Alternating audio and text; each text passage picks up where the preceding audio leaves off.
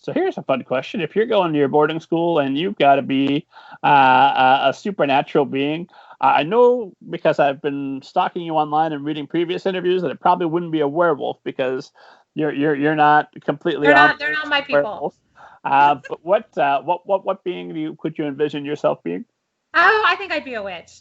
I actually did an urban fantasy witch series. I actually did a dragon series earlier in my career under a different pen name, and I loved both. I was scared of vampires. I love them, but I was always scared to write them, like I said. But I've always loved witches and dragons. So I don't know, dragon, probably a witch. I think witches are fun. If you could be a dragon with witch-like powers, I mean. Yeah.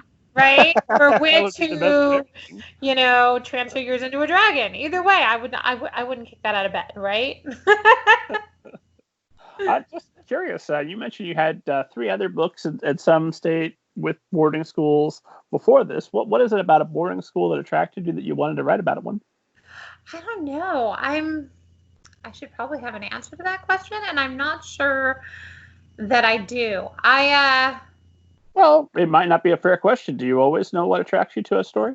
Yeah, not always. Sometimes there's just something there, and I don't know. There's just something about a boarding school that I was a private school girl. I wasn't a boarding school girl, but I grew up in California and Los Angeles and San Diego, and so I'd gone to Catholic schools, and so the uniform was very familiar to me, and all of those things. But I wonder sometimes if it came to, I had a very good friend of mine. I actually went to, for most of my high school career, I went to a public school, and in San Diego. And I remember when one of my friends had gone off to Harvard, he came back, and he was older than I was, so he'd come back and he was visiting, and he was talking about when his video back in the day when they used to like send you the VHS tape, his video yearbook had come, and he was playing it for his friends at Harvard, and they were all like, That's not a high school. That's 90210. That's like, what are you even talking about? Like, we went to high schools, and they had all gone to boarding schools, and they had all these boarding school stories. And I don't know. I think from that moment on, I've always been kind of fascinated by it. So maybe that was the kernel that kind of stuck in my head for, God, a lot of years. And then I was also fascinated to read that you haven't been to Alaska. I was supposed to be in Alaska right now. Can we just say that? I was doing a research. I was going to do a research trip for Crush and the third book, and I had planned it for actually probably like 2 weeks ago at this point, and I was supposed to be in Alaska, and then COVID came along, and now I'm in Austin. Well, sorry you didn't get to go. Hopefully, before you write 3, quarantine will clear up a bit, and you'll have your chance to go out. Hopefully, yeah. I had were you gonna ask why I had chosen Alaska? I was just gonna ask how you did your research without going to Alaska. This is the joy about. Well, also, why did you choose Alaska? This is the joy about being like the English professor, right? Like, I love research. It's one of my things. And so I actually made a comment because I had looked up something the other day, and I was like, I get why authors really needed big advances back in the day, because you had to have time to like spend forever going the places, doing the research, hours upon days upon weeks in libraries, answering all your questions. And now, Google's your best friend, right? So I'm like, what color is reptile blood? Reptile blood is orange. Oh, how cool is that? That's nice to know. Stuff like that. You just right there. And so anyway, I love to follow rabbit holes when I do research. And I remember, I think it was probably, God, it might have been the very first RWA conference I ever went to back in the day. And I went to hear Nora Roberts give a talk. And one of the things she had said she used to order, like, whatever part of the country she was setting a book in, she would order 15 or 20 books about that, that area. And she would just read them. And she would take notes and whatever else.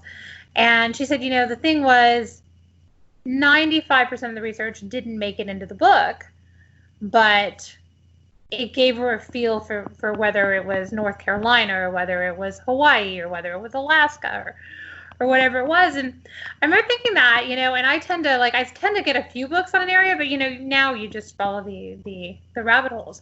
And I kind of go into it when I'm starting to look for a place to set. And when Alaska had come up to me, and I'll talk about how I'd come up with that in a minute, I just kind of start wandering through, and like thinking, and originally Crave was actually going to be set up in the tundra. I wanted to set it up in the northernmost town, which I cannot pronounce. It was called Barrow, Alaska for a lot of years, and then they've just recently changed it back to the Native Alaskan name. And it's a lot of syllables and a lot of letters, and I couldn't even pronounce it. And my editor was like, we can't set a book in a town that nobody can pronounce if it's going to be, so we've got to do something about that. Forks, for example, was very easy to pronounce. And I was like, she's like, also, she didn't think the tundra was as scary as I did. And this is, I think, where this is the difference between horror and terror, right? This is something my students and I talk about a lot because, like I said, the Gothic's my area. And she says, I don't think, the tundra's wide open. What's scary about that? I'm like, are you kidding me? You see something there, it's coming to get you. You can't do anything. You can't hide. You can't outrun it. Yeah, like, I think that is terrifying. She's like, well, what if they, like, jump out from behind, And I'm like, actually, nobody in Crave jumps out from behind anything. But, okay, so we ended up setting it further down south in near Denali, in, like, the deserted side. And that, interestingly enough, came from that when I said, okay, if I can't have Barrow, I want near Denali because I had watched The Art of Flight many years ago. Have you ever seen that documentary? It's a documentary on snowboarding many years ago. Probably, I guess they came out in 2014. I wrote a trilogy of snowboarding books, and like I said, I love research, and one of my greatest compliments ever on that series was a professional snowboarder had been like, I thought you were a snowboarder. I was like, how have I not heard of this snowboarder? And I'm like, yeah, I've never been on a snowboard in my life. I just think it's super fascinating. And so anyway, one of the many things I did was I watched this documentary called The Art of Flight, and the premise of that was they had gone to all of these really, really remote areas, places where nobody had ever snowboarded before. And they wanted to show you not just the snowboarding, but they wanted to show you really the beauty and the big views and the insanity of these areas. Like, they were down in Patagonia, and like the most inaccessible area of Patagonia, for example. And then they were up in and the comment they had made about this area of Denali that they were in was that they had to get there from helicopter, and no human being had ever walked there, ever. And I thought, why would you not set a school in a place where no other human being had ever walked, right?